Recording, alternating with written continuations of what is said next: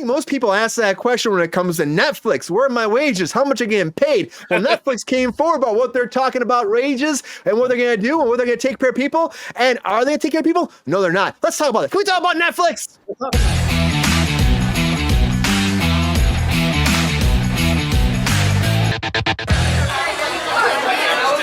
I realized that I changed the segment. So I'm taking Netflix right now to Cruise Court. I messed that, guys. I've been drinking. Come on, Netflix.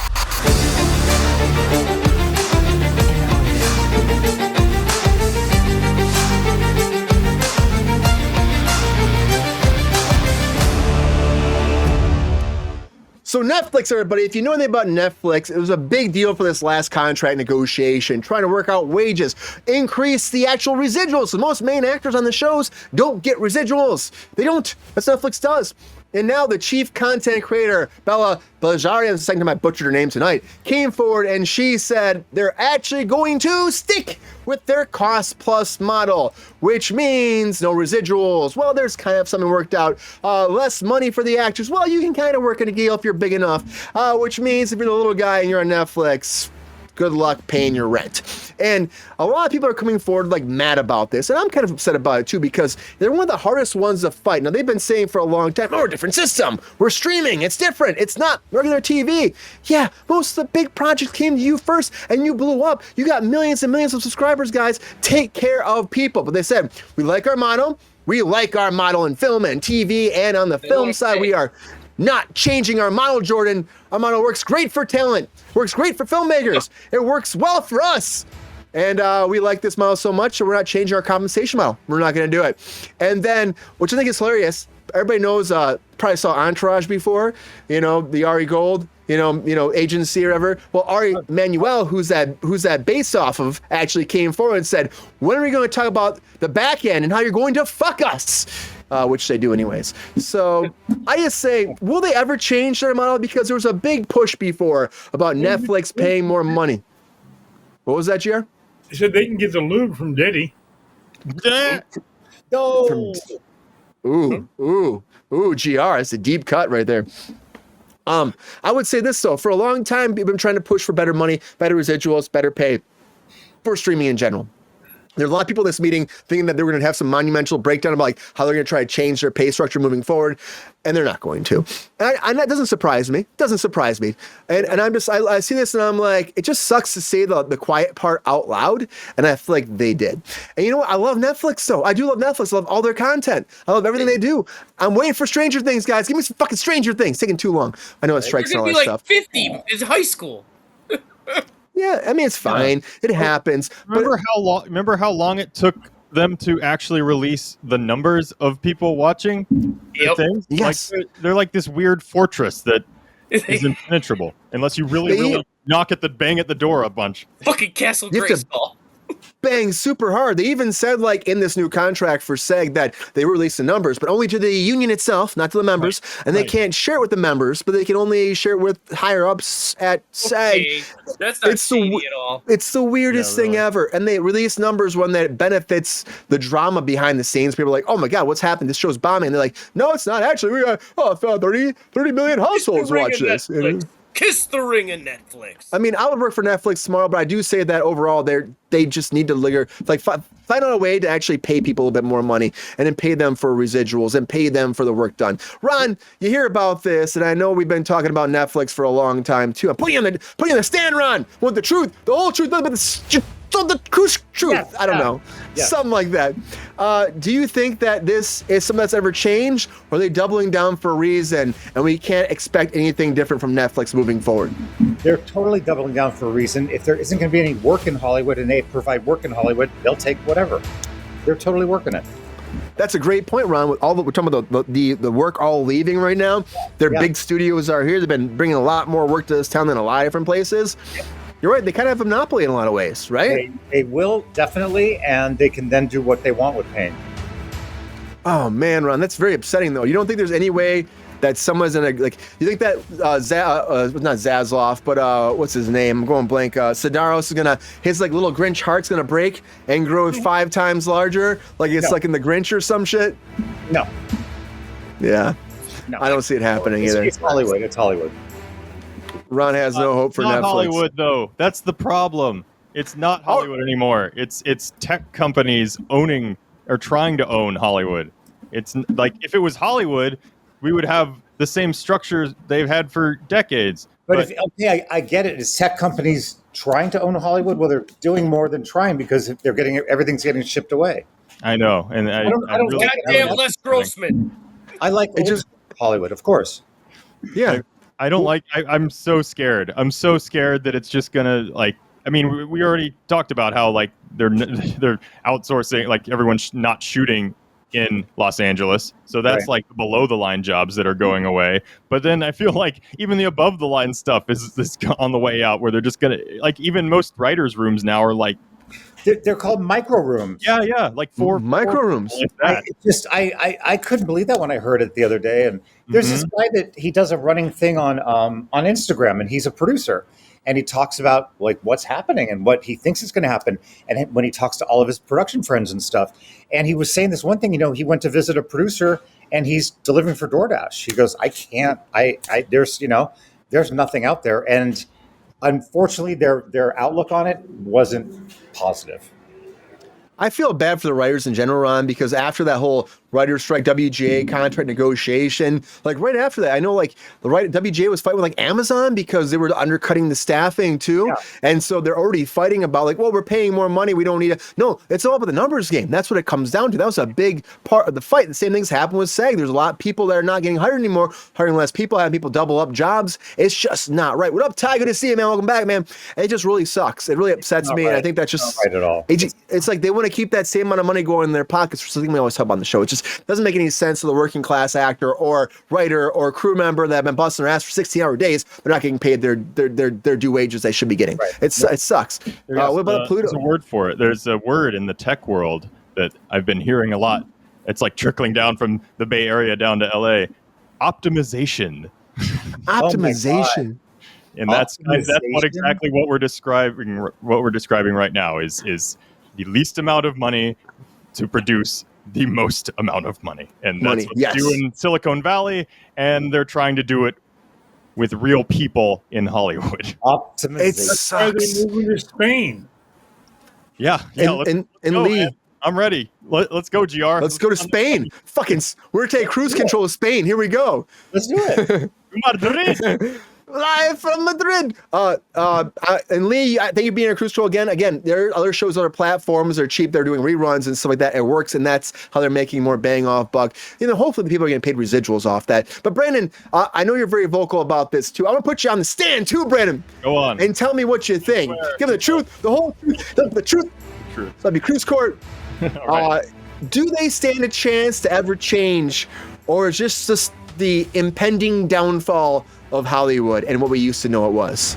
I want the truth. I don't know. I think in a way, if we're gonna try and find some kind of like silver lining-ish type thing, I think maybe the days of making a shit ton of money in Hollywood are over. But I do think that in a way that it is a time for young, like not young age-wise, but budding creators to come out and start making more indie stuff, because there are all these platforms, and the one Achilles heel that they all have is that they need to keep feeding this beast that they've created, right? So more indie movies that as soon as John Cena is like, no, I'm not gonna work for that low amount of money, they're just gonna be like, okay, well then we'll Gen Z kids don't care, they'll just take whatever weird indie horror movie we can get. Yep. And so in a way there is kind of this it's kind of a weird watershed moment where it's like the budding people at the bottom are going to finally have a chance to make their indie movies for these bigger guys. They're not going to make a bunch of money, but you might be able to eke out a living and live in an apartment in I don't know, Van Nuys. Nice. Yeah, right. Maybe you're lucky if you're being Van Nuys. You'd be lucky. You know what I mean? Yeah, but there is kind of this moment now where it's like, yes, the dreams of being super rich in Los Angeles are getting further and further, but there is kind of a chance now, because they need content all the time. These tech guys, they just need to keep filling their libraries. So now is the time to get some friends together and make an indie movie, because that's where it is now. That's what it is. And, and honestly, studios looking more to buy projects, I think, than actually finance them. Because it's done, it's in the tank, it's over. Now we just buy it, pay for distribution. Lionsgate's doing that a lot right now. Even Megalopolis fell into that category, We're like, well, we don't want to take a risk on this movie, but you took the big overhead risk, so we'll just fucking put it on some screens, we'll pay for some theaters and make our money back, and you'll make nothing. Or, you know what I mean? That's something Megalopolis out. These other productions you could do big. Francis Ford Coppola, the indie filmmaker. He really is. $120 million filmmaker, an indie filmmaker. It's crazy. Making money back really fast. Mm-hmm. Yeah. Massively. They've made 11 million so far. GR, what do you think, Thirsty Daddy? Does Netflix stand a chance to grow a conscience and take care of their people, or are they going to keep making that money, yeah, for them? And everybody else want the truth, GR. I want the truth, the whole truth, but the truth. What's up, you GR Waters, right now? Tell me the truth. You're live on Cruise Court. They don't give a shit about us. They just want to make money. Why the hell do you think they're moving to Spain? They can make a movie there for $5 that would cost them $500,000 here. It's true, GR. So you're not shocked by this news at all, huh? Gee, let me think. Maybe no. So GR has no faith either. Peppy? I'm not rolling over on this one. Yeah, Peppy is not going to do that either. So we're down to Jordan. Jordan, let me put you on the stand, man. I see you there. What are you thinking, man? Want the truth, the whole truth? To help me, freaking Jordan. Tell me. Is it going to change? You're on the stand. Fuck no, it's not gonna change. Fuck no. It ain't gonna fucking change. Let your Michigander out, man. Let it out. Fuck no. These guys, I mean, they've been doing it for a long time. Look at back in the day when there was that rumor going around that a lot of Netflix original shows, like Daredevil and all that, got 3 seasons. Because after 3 seasons, you got to pay your actors more. So they were like, we're done. I hate that shit so much. They don't want to pay. Are you shocked that they actually said the quiet part out loud, though? Yeah, I'm shocked that after the unions and everything fighting for what they want, and then Netflix comes out and says, we're keeping our business model. I mean, that's some balls. Yeah. And everyone's like meeting there being like, oh, we're going to some big announcement. They're going to change their tune. That means there's going to be different and updated. Yeah, and I new. knew, Brian, you and me both know when that contract was signed. We both knew it wasn't going to fucking change. Yeah. I have had some friends, they've gotten some residual money from the Netflix stuff. It's definitely not the other, what it used to be for other TV shows, but they've said that it has been nice to see some residuals and them come saying in. They're not like another TV show. Come on, this is the new norm. Mm-hmm. That's what pisses me off when they keep saying, oh, we're not like TV. Yes, you are, because you are the new TV. You are the new norm. People ain't buying cable anymore and watching Monday through Friday. Not doing that For shit. once, I actually agree with you. Hey, Oh, damn, Pepe. For once, he says. we're on the same page here, Peppy. Yeah. Pepe, what do you think about this? How's it feel to you? Sniff. I don't know, man. That smells pretty funky to me. Yeah, I know, man. Pretty funky. If we all knew something, we agree with Pepe. It's kind of funky. Fuck you. Hey, Whoa. that's fucked up, man. There goes Amazon. Dang. Pepe's a little douchebag sometimes. I know, I'm not douchebag. your average chihuahua, okay? I know, Pepe. We all know that. But I think at the end of the day, when it comes down to this, in the court of Cruz, everybody, Netflix, I just don't know. I just think that... Where's my fucking gavel at? I think they're not going to change. It won't change. Nothing will change. We all won't change. Well, hopefully we will. But I think at the end of the day, Netflix will keep doing what they're saying they're going to do. Right to your face. Right in your little font you see every time they upgrade it. Like $3 every time they do an upgrade on Netflix. Keeps going up. They want more money, and less pay for the people that are busting their ass for it. It sucks because I think they have great content. Take care of your fucking people. It's easy. It's fucking easy. It's like the one thing you do. I can't believe I ever got DVDs from them back in 2000. right. Done. I did that shit all the time too. I got all those, but they just cancel it recently, right? Like last, Oh, did I was they? like That's six awesome. 6 months ago, 6 to 8 months ago they canceled it. I remember we had a guy in the saw show. Red box outside a fucking grocery store recently, and I'm like, holy shit! Yeah. We have K Jacob on here. He had the DVD delivery until they canceled it, and he's like, Really? I remember I announced they're gonna do it, and he's like, they're stopping it. I'm like, he's in the show, and I'm like, Why He's the only hell guy. is He was like the only customer. TV split yeah. for rentals? And then they say you don't have to return the last ones. And he was super excited. He's like, I get to keep these. Oh, that's But I was just like, oh my God, dude, you still are doing that? Like, when did people, I remember it was an option for streaming at first. And then then it became like the main thing, which we all saw coming, you know, like, Well, how, a lot of people are like big, like, oh, physical media. people love physical media, man. Reopen Blockbuster for those suckers. And remember when streaming first started, we were still in the buffering phase with things. It was like, Yeah. you know, I'm not going to watch a movie. It's going to Hey, buffer. I was physical Nah, media be forever sweet. because I had a lot of like, so I'm big on movies and shit. Is it buff yet? Huh? That's me waiting for my buffering. I'm waiting for my buffering. I got a lot of like, I got surround sound and all that, and I'm big into like the modern shit. And streaming at first you couldn't get Dolby Atmos, you couldn't get Dolby Vision. So like I was all about, oh, I gotta buy physical media, but now you can stream Dolby Vision, you can stream Dolby Atmos. Mhm. There's no It's buffer. all there. I just got some No. VHSs. We got speaking of Ooh, Young Frankenstein. that. Ron, pause with VHS. Tremors. What do you got? I got Wallace and Gromit. VHS. Hey, Very like I got Young Frankenstein. And a book. Kids, this is what you used to read this way. book. Can you jump over a barrel? and most kids don't know what a real book looks like, Brandon.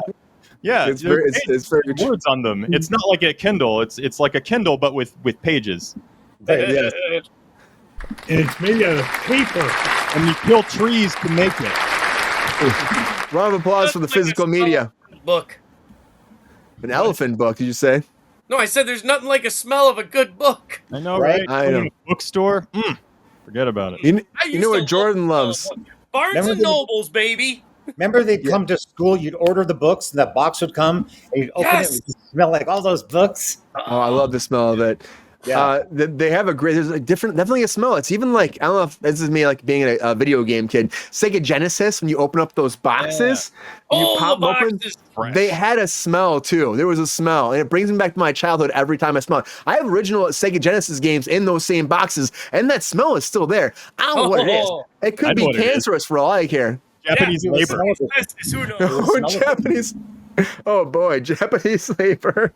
That's what that What? smell is. Yo, player, if you enjoyed this video, please like and subscribe and hit the bell to be notified when we are live. And if you are able to join our Patreon, please join. Because the Pep Star needs more snickety snacks. Because I'm hungry. Holla back. Love y'all.